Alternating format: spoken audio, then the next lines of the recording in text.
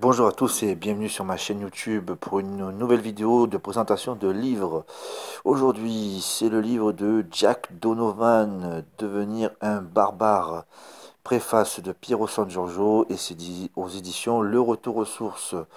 Jack Donovan, on le connaît, c'est un survivaliste qui a fait déjà plusieurs livres. J'ai commenté déjà sur ma chaîne La Voix virile et puis il y en avait un autre, c'était Un aigle sans aile. Donc moi je m'intéresse au personnage parce qu'en fait il a un côté folklorique et puis bon, j'en prends et j'en laisse, hein. Je vais vous raconter un petit peu ce que ce livre raconte. Alors tout d'abord il y a une préface de Piero San Giorgio, il brosse un peu le tableau, il nous rappelle un petit peu ce que la société est devenue, féminisée, démasculinisée. Il nous parle un petit peu de la condition des hommes et comment on pourrait éventuellement s'en sortir en se replongeant dans le passé, surtout l'Empire romain qui nous a apporté beaucoup de choses et que les barbares ont côtoyé. Bon, rapidement, on rentre dans le sujet. Alors, la masculinité, c'est ce que définit Jack Donovan. Et en fait, il vient directement sur le tribalisme. Et il dit que ben, dans l'Occident, ben, l'homme blanc est interdit au tribalisme, mais qu'il est toléré pour les minorités. Il nous explique aussi que il y aurait un empire, l'empire occident, qui serait alors lui, il l'appelle l'empire du rien, puisque pour lui, ben, en fait, il n'y a plus rien qui tient, quoi. Les femmes ont pris le contrôle, les minorités contrôlent, donc en fait, il n'y a plus rien. Et on se battrait contre un empire du rien.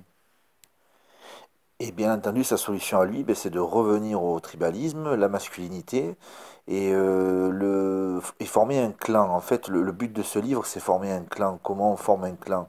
Un gang, après on appelle ça une tribu. Et il explique en fait qu'est-ce que c'est, pourquoi et comment y arriver. Bon, bien sûr, il nous motive, hein, il nous donne des très bons exemples. Il nous explique que quelqu'un qui va au combat avec déjà la défaite en tête est sûr de perdre.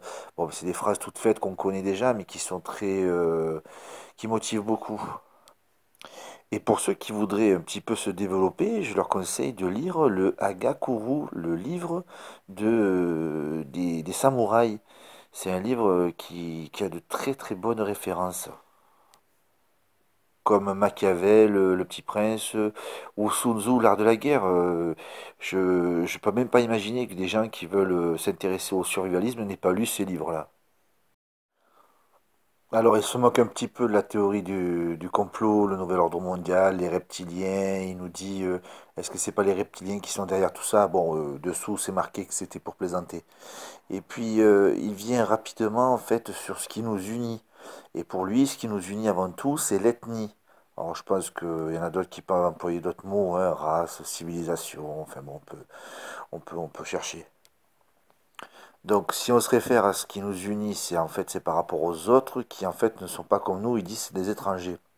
Et quand une personne met un signe de religion sur sa tenue, sa coiffure ou visuellement dans l'espace public, en fait, c'est pour dire je ne suis pas comme toi. En fait, c'est un signe qui agresse les autochtones, ceux qui agressent ceux qui étaient là, quoi. Et ça me fait penser un petit peu au livre de Laurent Burton, quand il nous raconte que aujourd'hui, en fait, on est dans un monde où tout le monde voudrait être, enfin tout le monde, l'occidental, le blanc occidental, voudrait être une minorité, en fait. Pourquoi? Parce qu'en fait, il s'aperçoit qu'il y a plus d'avantages d'être dans une minorité que d'être le vilain, méchant, dominant, blanc de plus de 50 ans. Au fil des pages, on rentre un peu plus en détail dans le tribalisme et donc il compare donc le tribalisme et l'individualisme. Et donc il explique que le tribalisme en fait c'était une identité qui était élargie et moi, je vois ça un petit peu comme de la citoyenneté, puisqu'en fait, il dit que quand on rentre dans une tribu, on fait des choses pour la tribu, on est plus fort pour la tribu, on fait plus de choses puisqu'on est plus nombreux. Bon, ben, le terme, c'est l'union fait la force.